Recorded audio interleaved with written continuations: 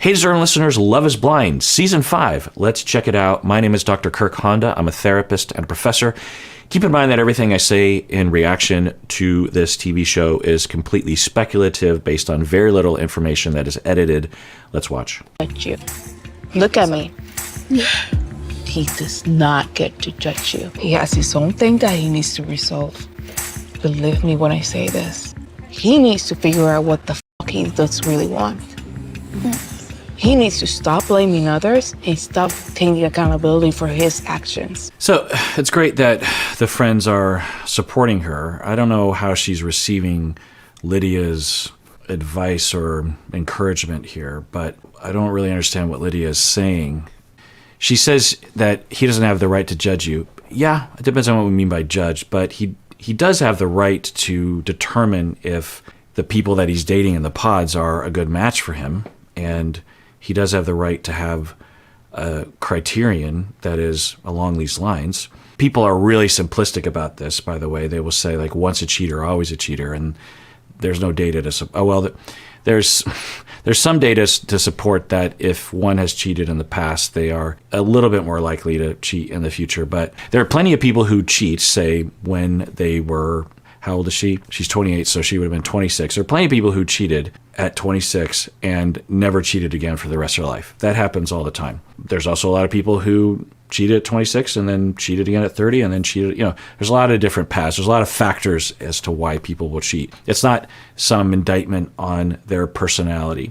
It might say something, but you'd have to investigate it. And it's unclear what the factors that led up to her cheating, what they are, and whether or not they were circumstantial. Well, they weren't necessarily all circumstantial. But the point is because we have that simplistic notion, then if you know someone like Aaliyah and you're thinking, but she's a good person, then I find there's this tendency for friends to say just like, but you didn't do anything wrong and you're a good person, let's just move on to the future. Instead of recognizing that, well, maybe my friend who I love is hurting. Maybe she did do something wrong in the past. That doesn't make her a bad person, but it is something. And I'm here for her and I love her and I want her to be happy. And I know that she would be, or I think she would be a great partner, but she also did that thing that wasn't great. There's a lot of I feel like if Chelsea were here from the last season of Love is Blind, I feel like because she would often have that kind of balance. She would cut to the chase around those kinds of things. So I feel like if Chelsea were in Lydia's position, she would be like, you're a wonderful person, you're great, and we'll see what happens. And also, maybe there's a conversation there that you could have about what happened. Maybe talk with him more about it. You deserve to be able to do that. He's a good guy or whatever. I feel like Chelsea usually had that kind of big picture perspective. So I don't know, but there's something, I just want to comment, there's something a little notable about the way Lydia is talking. I have to say, if I were in Elia's shoes right now, I would be like, okay, thanks. I appreciate that you're trying to help, but it feels a little, I don't know what to say, but it's not resonating with me, and it's kind of trapping me in this scenario. But maybe this is exactly what Elia needs to hear. I'm just speaking from my own preference. You're better. You're so much better. And I know this because I see myself in you. Look at me. Look at me. And he might have a blind spot because you're me. You are. Do you know what I mean? Again, maybe it's exactly what Elia wants, but if I were in Elia's shoes, that look away thing to me would almost be like, okay, I got it. Thank you. Let's move on. But because it's almost like it's making it more about Lydia than it is for Elia. At the very least, there's a question mark there. And if I were a little birdie on Lydia's shoulders, I'd be like, it's great that you're trying to help. And you're saying a lot of, well, your vibe is really supportive. How about you ask her what she wants in this moment and what she needs? Does she want you to continue to say these things? Maybe she does. But maybe she just wants you to hug her or something. So much like me. You and I are so similar. There's also a little bit of a indication of something that's going on when people say those kinds of things. You and I are exactly the same, those kinds of phrases. And, it depends on what people mean by that. But in the past, clinically, it will indicate a lack of differentiation. I talk about differentiation a lot, and I won't talk about the whole concept. You can listen to my deep dives on it. But another aspect to it is the ability to differentiate between you and other people. And for undifferentiated people that were raised in an undifferentiated way, they have not arrived at a point yet in their life where they can actually, especially under stress, where they can differentiate from others. We want to be able to meld with others, like when you're in a marriage and you're in love, or you're with a friend and you're really vibing with them. There can be overlap between the two of you that can be very functional and helpful to build a connection and be very satisfying, meet a lot of needs.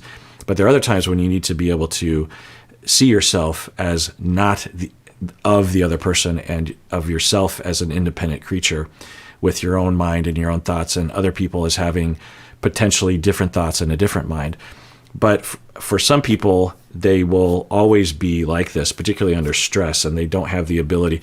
Like, there's a chance that a different person in Lydia's position would feel that urge to solve it somehow because she isn't differentiated. Because, so I don't know about what's happening here, but if I were in Lydia's shoes, there would be this pull to solve the problem for Alaya because I care about her, and I might actually be experiencing anxiety myself because she's experiencing pain. It's just scary to watch your friends suffer, right? And that anxiety that I feel might lead to me doing something like this where I really and I'm sure I've done things like this to clients and everyone in my personal life. All of us have, all of us are prone to doing things like this, some more than others. And so I have this anxiety, someone's in pain, and I end up bulldozing the person in pain because I'm trying to solve the problem, not because I want to help them, because I want to alleviate my own anxiety. A very similar thing will happen when you go to your friends and you complain about your job or something, and say your boss is a real jerk face. And frequently what friends will say is, well, how about you just quit? And if you've ever been the recipient of that, you'll be like, great advice, thanks. I didn't know I could quit. Of course I know I could quit.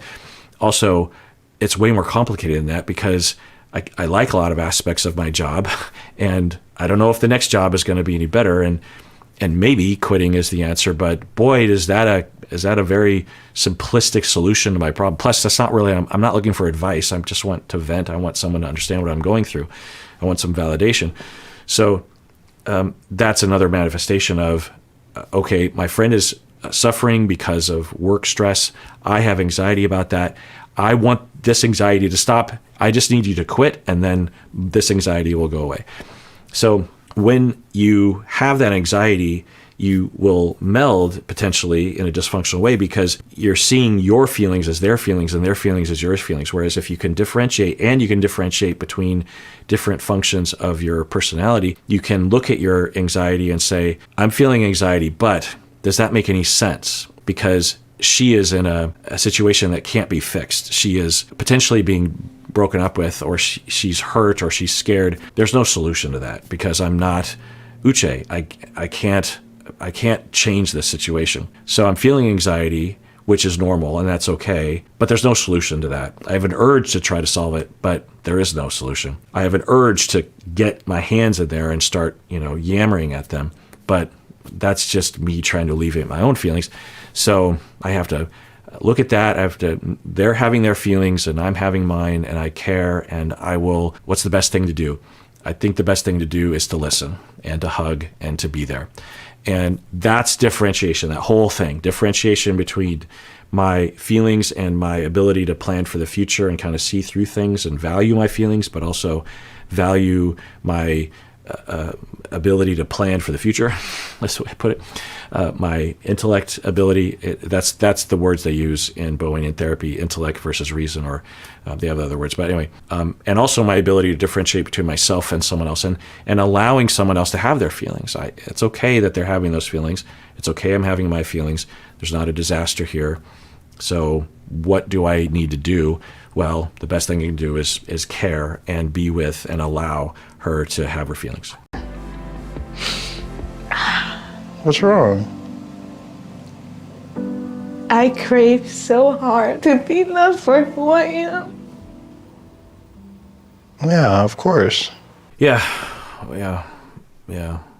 And now I think we're seeing maybe choice number 2, which makes him look like second fiddle. But we've seen that before, right? On the show. There's nothing strange about that. The way to think about it, for me anyway, is say you date someone and you have feelings for someone and then they break up with you. And then a little bit later, you date someone else and you also have a connection with that person, but that person works out better in the long run. You wouldn't say that that second person was second fiddle because they probably weren't second. They were probably 35th or something. But because it's on this show, it highlights that, well, she did know him before, and I don't know if they end up together, but who knows. And I actually didn't even catch his name. This is the first time I feel like I've seen him. And she told him, Lydia told him that she got dumped or something along those lines. And I thought he was going to say, well, why am I here? Why am I wasting? I didn't know that. I thought we were having a thing. And now you're telling me that you had someone else as your number one and he just dumped you. And I mean, I feel bad for you, but I should maybe hit the road.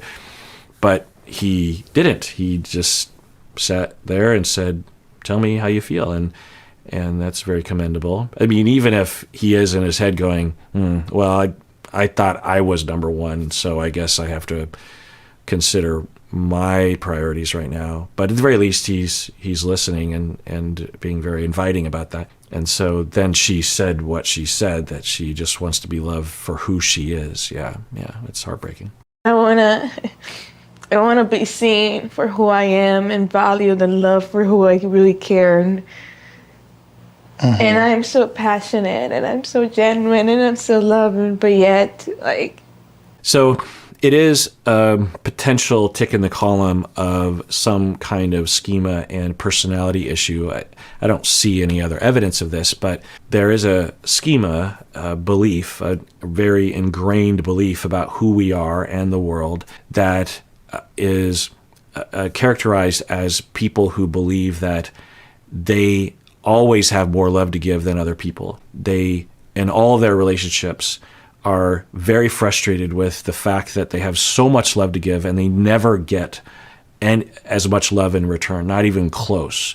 And on one hand, you might think, and it's possible, that that is empirically true, that luck or circumstances led them to have a lot of romantic relationships where that happened. But it's also often an indication that someone does have this belief regardless of what's actually happening in the relationship, and or there's other associated behaviors or schemas that result, for example, in the beginning of the relationship being mutual, but then over time, because of conflict and because of pursuer-distancer dynamics, the pursuer, her, potentially, I don't know her, but it could be something like that. At the beginning, there's mutual pursuing and distancing, if you will. But then over time, as conflict starts to happen, there becomes this imbalance of pursuing, distancing, and both people are contributing to it, including her and him. But both people are causing this dynamic to happen and to become exaggerated, and then they break up. And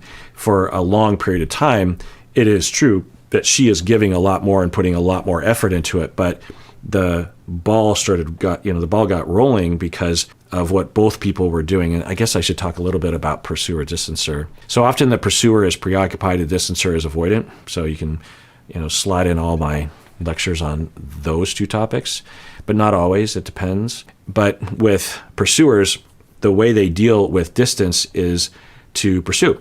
Now, what do we mean by pursuing? Because I pursue my wife, but there's a difference between the normal pursuing and functional pursuing, differentiated, flexible pursuing, and forceful and desperate pursuing, right?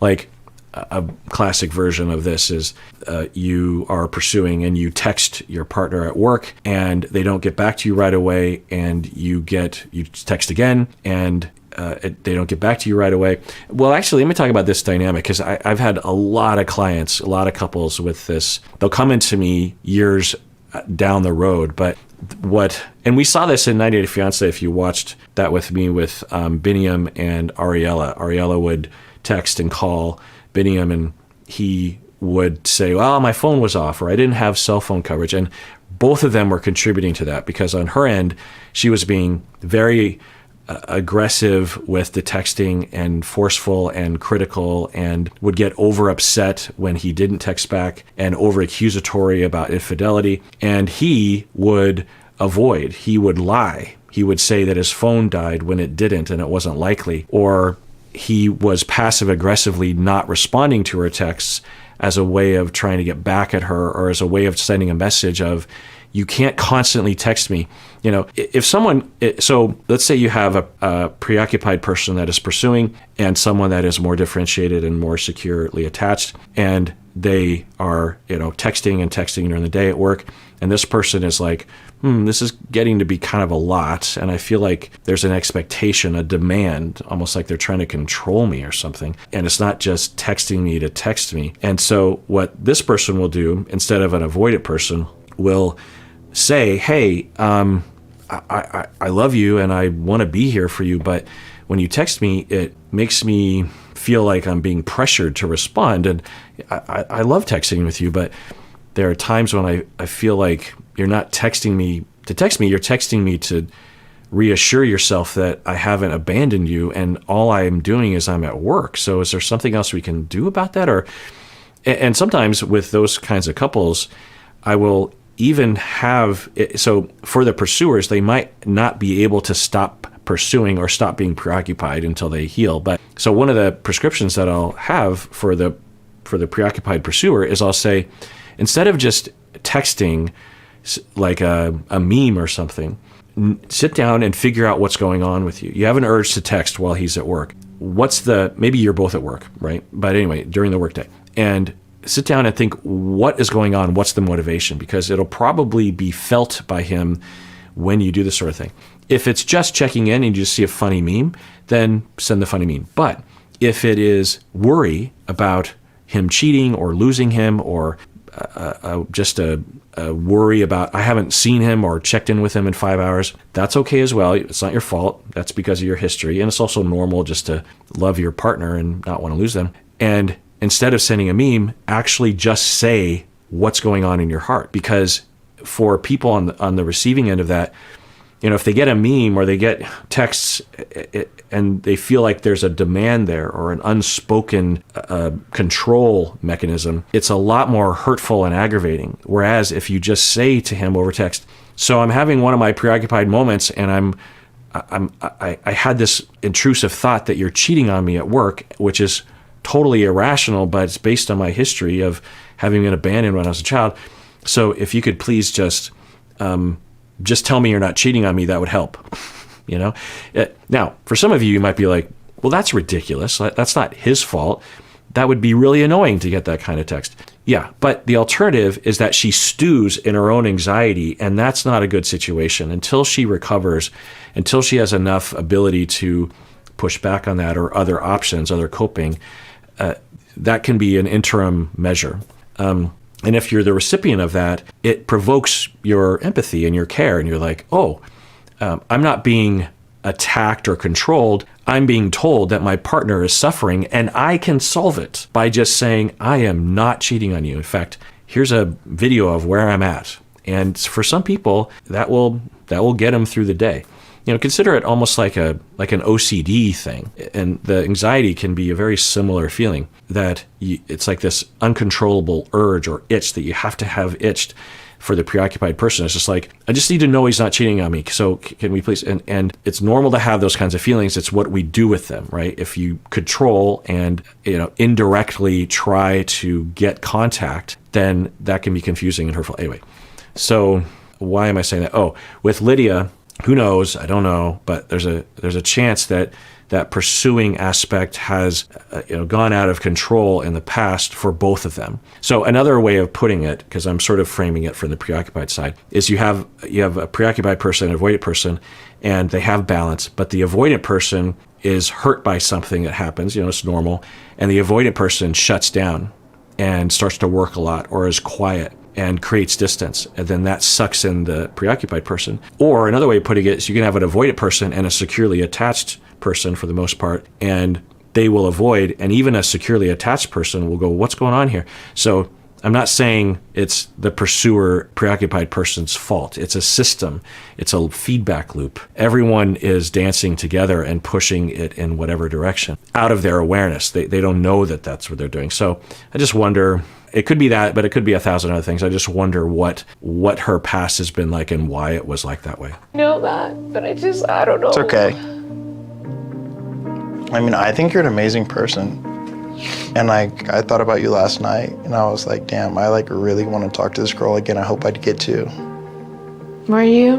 Mm-hmm. Yeah, I mean, I'll be honest with you. You're my strongest connection. Okay, well, we seem to be heading down a road of Lydia finding another. It's interesting the patterns that happen on this show, right? It's like, well, Lydia got dumped, but that she's in the edit pretty heavily.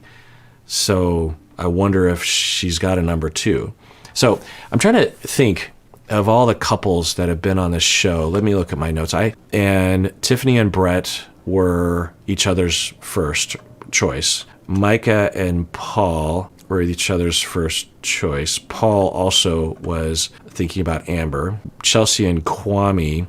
So Kwame was with Micah, gets dumped by Micah, and Chelsea was Kwame's number two. And Chelsea and Kwame, seemingly, from the update anyway, have a pretty strong relationship. And also, this is funny, I wrote Bliss wrong. I wrote it Bills, as in like the Buffalo Bills.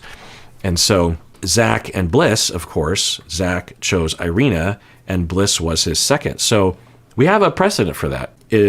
Maybe they're a much better match than Lydia with Izzy, was his name, right? How are you so willing to open up in front of others? That's something I've always wanted to do, but I have no idea how to even begin. So it's possible that he is on the avoidant insecure spectrum somewhere. I don't know. We can't just tell from that one statement, but it is possible, or at least not severely, because if he was severely, he wouldn't even say that. He wouldn't even be aware that, because I'm thinking what he is aware of is he's aware that he is not getting his needs met, and a way of getting his needs met is to change his tendency to not be emotional and not talk about things. And so it's possible that he's on the avoidant end of things. I don't know. We barely had any information. I think this is the first scene we've had with it. And if she were preoccupied, leaning, then this would be the beginning of that. Now, preoccupied and avoidant people can have wonderful relationships, but there has to be a lot of work and self-awareness and overtly talking about it with yourself and your partner. But without that pursuer distancer thing will likely happen, and a lot of pain for both people. For the avoidant person, they're just like, she's always criticizing me and yelling at me all the time and accusing me of things, and she gets upset about all these random silly things, and it's just like, it's always a problem. And from the Lydia preoccupied, I'm saying she's preoccupied. I should stop saying it because I really just don't know. And from the preoccupied side of things, they would be saying about their partner, my partner, they're always shut down. They're like a robot. They don't have any emotion, and they're dead to the world, and they just want to be on their computer all the time, and or those kinds of things. And so there's a lot of pain and misunderstanding, but with self-awareness and therapy and talking about it, working it out, it can absolutely be managed. Yeah. I don't have any regrets because I was me. I have to love really hard that part of myself. So I'm accepting it. I never change because I should never change or apologize for who I am. I don't know what she means by that. So on one hand, if she means I should never have to change myself for someone else in an unreasonable way just because they're criticizing me or they want me to be taller or something. I shouldn't beat myself up because other people have unreasonable expectations for me or criticisms of me or something like that.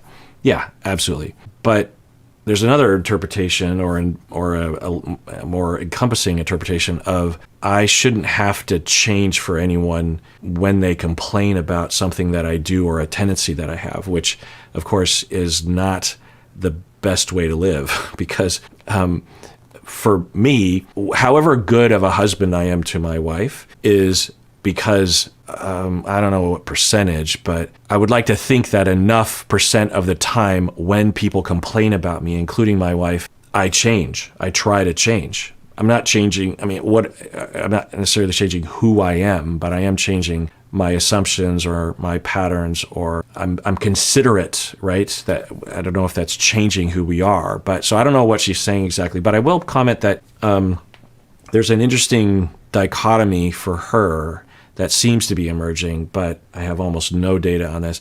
That she has two modes. One is one that is very confident and very sure of herself and very assertive and very self-assured. And there's pros and cons to that because there's nothing wrong with being confident. It's good to be confident. It's good to be assertive. And there's another side of her that feels like she's nothing, that feels like no one will ever love her, and that she might be broken or something. I don't know about that word, but that no one will ever love her. She's not lovable. Okay. So on one hand, she believes she's this shining beacon of awesomeness or just a good person. I don't know where we are in that range. And another part of her believes that she's nothing. And I hear both, and I don't know what that means. It can mean something, often not often, but sometimes what that can mean to varying degrees is the question of, am I a good person, started when she was very young, and it was never answered sufficiently in a positive direction by her environment, such that she still has that question, am I a good person? Am I a good person? I think I might not be a good person. I think I might not be lovable. And that requires some way of coping with that. That's another schema, right? I believe I'm not lovable, or I believe I'm not good enough, or something. And that requires some way of dealing with that. And there are three different styles. One is to surrender, to just say, yeah, you know what, I'm not lovable. I give up on relationships. Or I'll be with someone that doesn't really give me much, because why try? I'll just find someone that neglects me and mistreats me because that's the best I can do. I surrender to the reality that I'm not lovable. The second way of coping is to avoid, and that might look like avoiding relationships or being in a relationship and avoiding even thinking about it, just forging ahead, just being focused on work or something. And then the third option is to overcompensate by saying, I am the best and I deserve everything and I'm just going to forge ahead, because if I stop and think, then I will notice that I don't feel good about myself, and that is not okay. This is the way I'm dealing with it. So she could be a candidate for that third option. But again, you've watched ahead probably, and I have not. So I worry that I'm completely wrong. I'm worried I'm wrong about all these things. The one thing I really worry about is that I am being kind. I have a sort of a positive conceptualization of someone on the show, and they end up being a monster later on. And I guess vice versa. But I feel like the former happens a lot more often than the latter. So I just want to say for the record, look, I'm just reacting to what I've seen thus far. So I don't know. But I'm not saying anything negative about her. I'm just saying I worry about that, and I worry about her if she's on that spectrum somewhere. I'm not. It's just like kind of a front. Talk to me, Milton. My parents were like really, really strict growing up. And I felt like when I was like a kid, I was really unhappy, like with my life. Okay, interesting. So it sounds like he went through some stuff growing up, and his way of coping with it would be to shut down his needs, to disconnect from his needs and his emotions, which might be a helpful coping when you're young to deal with that. And then he mentioned a front that he would put on where he comes across like everything's fine and that he's assertive, but on the inside he's not. So it's a lot of self-awareness that he's exhibiting here. All right, well, if you didn't know, we have merch. You should see a link below for t-shirts and mugs and whatnot. And also, I'm on Cameo if you're interested. I get those every now and then. It's fun to do that, I think, to give people congratulations or happy birthdays or whatever. And everyone, please take care of yourself, because you deserve it. You really, really do.